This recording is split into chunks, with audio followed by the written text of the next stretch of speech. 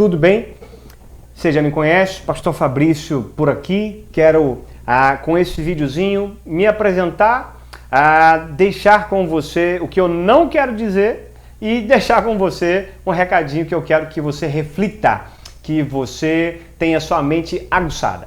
Para quem não me conhece, Fabrício Pires, sou pastor da Primeira Igreja Batista no Carmo. Além disso, nós também desenvolvemos dentro desta cidade um projeto com dependência química, com pessoas em situação de rua ou em risco social. Uma realidade essa dolorosa, tanto dentro da nossa cidade quanto ao redor. Então, já estamos aí há 3 anos e meio morando com vocês nesta cidade, então temos um desafio muito grande pela frente enquanto igreja e enquanto projeto Grace, que é este projeto que atua dentro desta cidade. E também sou vice-presidente da Associação Batista Entre Serras, associação esta que desenvolve um apoio a igrejas batistas da região serrana. Então, quando eu falo, quando eu me apresento a você, eu quero deixar aqui a minha impressão de líder religioso, né, de pastor, de alguém que empreende um trabalho social nessa desenvoltura do ser humano, né? A gente acredita no ser humano, acredita do propósito que Deus tem para a vida do ser humano, como já disse a própria história para mim e para você, né? A religião que termina no homem é uma religião que termina. E a gente não acredita numa religião que termina, eu acredito numa religião que tem continuidade. Então, quando eu falo com alguém que sabe da dor que estou e estamos vivendo enquanto pandemia. É óbvio que quero aqui ressaltar o peso, a responsabilidade, a marca que ela deixa nos nossos ombros. Talvez a gente pode aqui validar uma última pesquisa da Universidade Johns Hopkins, quando nos traduz de que já perdemos mais de 900 mil pessoas no mundo e chegamos aí à marca de quase 30 milhões de infectados. Então eu não estou desconsiderando,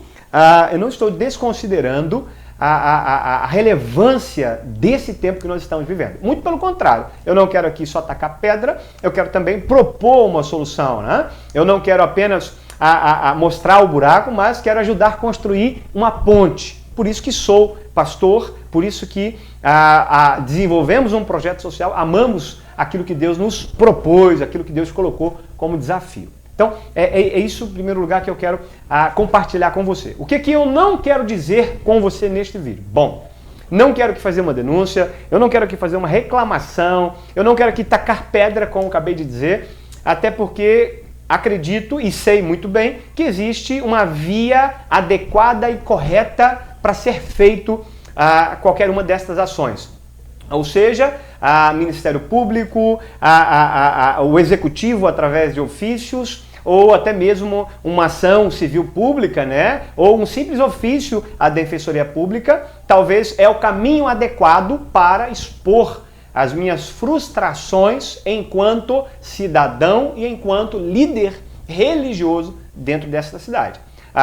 Ações esta que no devido tempo será feita, né? De fato, iremos empreender um caminho neste sentido. Mas se isso não é o que eu quero dizer, né? Se isso não é o que eu quero deixar com você, até porque isso enoja um pouco a nossa realidade, eu não quero aqui falar de Estado, eu não quero aqui falar da União, eu não quero aqui falar de município, se a gente for lembrar disso, a gente percebe esse último relatório do TCU, Tribunal de Contas da União, recomendando a exoneração, né, o impeachment do governador, então o governador, diante do cenário de que 95% dos contratos que foram firmados foram ou têm algum tipo de dúvidas. Então, se a gente for lembrar disso, se a gente for conversar sobre isso, nos traz dor, e eu não quero lembrar disso. É óbvio, né? Considerando que talvez isso demonstra a nossa realidade ou porque estamos nesse cenário em nível de Brasil, ok? Mas o que eu desejo então, se não é disso tudo, se não é uma denúncia, se não é um desabafo, né, no sentido de frustração quanto cidadão? Bom, que eu quero talvez lembrar é talvez uma frase de Ariano Suassuna, poeta brasileiro que já escreveu um bocado de livro, né? Dentre alguns dele, foi o próprio Alto da Compadecida. Então é um homem cômico e um grande homem, né? No sentido de ser escritor. E aí ele falou uma frase certa vez que fica na minha memória e recentemente eu compartilhei ela com alguns amigos. Ele fala assim, o pessimista é um chato, o otimista é um bobo. E ele fala, né? Bom mesmo é um realista esperançoso. Bom, diante dessa frase do Ariano Suassuna, eu quero te lembrar que a gente precisa então ser um realista esperançoso. Enxergar o nosso real, a nossa realidade. Admitir as nossas falhas. Enquanto sociedade, né, cidadãos, enquanto poder público, enquanto outras esferas. A gente precisa conversar sobre isso. Por que conversar? Eu tenho notado um certo pano quente para tratar de alguns assuntos, seja por omissão da parte daqueles que deveriam ser um pouco mais ativos, e aí estou falando da nossa parte, pastores, líderes religiosos, seja de qual denominação for, batista, presbiteriano, metodista, assembleiano, adventista, e outras denominações ou religiões afro, né? Poderíamos citar aqui a Umbanda, poderíamos citar o kardecismo ou qualquer outra. Talvez tenhamos sido um pouquinho omissos em alguns diálogos. É óbvio. O poder público tem feito um trabalho absurdamente necessário neste tempo, né? Tem sido comunicativo, tem prestado contas, tem tido reuniões, inúmeras reuniões nós tivemos nesses meses aí de pandemia, e todas elas foram muito saudáveis, sejam reuniões com as igrejas, sejam reuniões com o comércio local, né? Tenho amigos que são comerciantes, acompanho a luta da classe dos comerciantes, já fui um comerciante, então sei o que é ser um empreendedor dentro do Brasil neste tempo, mas eu acredito que existe ainda um bocado de assunto para a gente conversar. Eu fico muito triste, fico um pouco abchornado quando eu vejo essa realidade de um bar ter essa liberdade de abrir, um idoso poder frequentá-lo, poder participar daquele momento agradável ali em família. Não estou aqui desconsiderando, ok? Deus abençoe a vida de cada comerciante que nas suas funções, nos seus negócios tem levado alimento para suas famílias, mas eu quero considerar que, da mesma forma, precisamos considerar que talvez esses idosos e essas crianças também podem frequentar igrejas, templos e se tornar ali ativos dentro das suas religiões, que ora era vivenciada por eles durante décadas, que foi completamente cerceado, completamente tolhido, talvez em algum momento necessária foi a decisão, mas hoje nos compete uma reflexão. Não só essa questão de faixa etária, mas também a questão dos horários. Como líder religioso, eu percebo da dificuldade de inúmeras famílias de estar em alguns momentos, em alguns horários. É óbvio, né? Ninguém é obrigado a frequentar, ninguém é obrigado a estar, mas acredito que a gente precisa conversar sobre isso de forma muito aberta. Tudo que a gente não precisa viver nesse tempo é decisões monocráticas. Tudo que não precisamos viver neste tempo é fechar o diálogo, e estou aqui de forma muito clara dizendo diálogo com os pastores, diálogo com os líderes religiosos, como os padres, como líderes da Igreja Católica, de outras denominações, religiões, é óbvio. Pastor, isso está acontecendo? Sim, está acontecendo. Estou aqui tacando pedra, estou enfatizando isso.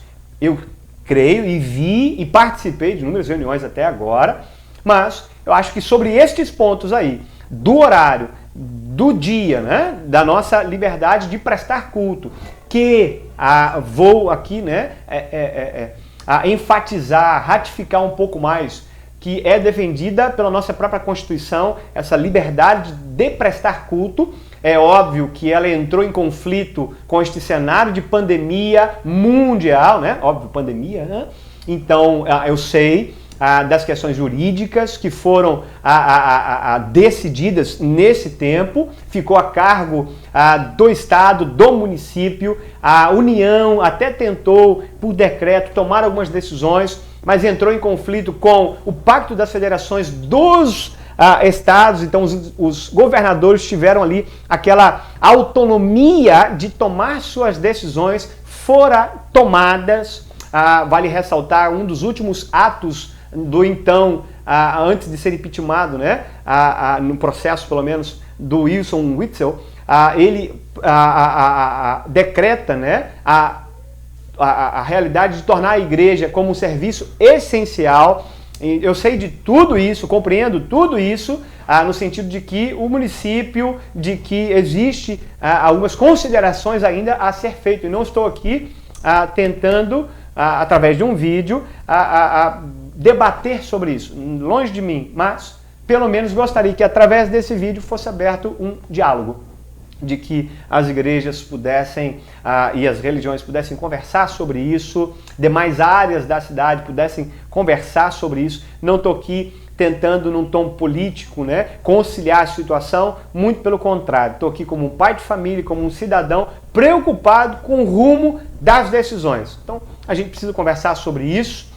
Precisamos decidir de forma mais coletiva sobre algumas questões. A centralidade em algumas áreas, em alguns poderes, não é saudável, e aqui eu faço talvez essa validação nem no âmbito, né, federal, essa centralidade da União, essa centralidade dos estados ou do próprio município, mas há essa necessidade da gente conversar de forma muito simples, de forma muito aberta, mas como é algo completamente atípico no que tange essa questão da pandemia, a gente não tem na história precedentes semelhantes a isso, com exceção da gripe espanhola, mas acredito que a gente pode sim conversar e tomar um rumo um pouquinho diferente do que a gente está tomando, ok? A gente não deseja com isso, né, lutar para que as igrejas enchem, óbvio que não. O vírus é real, a dor é real, perderam pessoas reais com nome, com sobrenome e com CPF. Então, são histórias que foram paralisadas. E não quero aqui desconsiderar isso. Sabemos que qualquer área, seja ela econômica, religiosa ou estudantil ou qualquer outra, vai precisar seguir à risca normas de distanciamento social, de uso de máscara, de desinfecção de suas mãos com álcool, de medição de temperatura antes de entrar dentro de qualquer recinto. A gente sabe de tudo isso e tudo isso é válido, do controle de fluxo de pessoas dentro dos recintos, também sabemos disso, mas essa questão do horário, da expressão nossa religiosa, né? E também da data, eu acho que a gente precisa conversar de forma mais aberta, um diálogo mais saudável sobre isso, ok? Deus te abençoe, semana abençoada, fica aqui mais uma vez essa ratificação. Não quero polemizar com esse vídeo, o intuito não é esse, o intuito é gerar uma reflexão, gerar uma consciência um pouquinho mais aberta diante de todos nós, todos os poderes. Acho que o desejo de toda a população nesse tempo, aí dos órgãos, é falar e ser ouvido, né? A gente precisa dialogar, a gente precisa chegar a um consenso de uma forma mais saudável. Deus te abençoe, fica na paz, abração.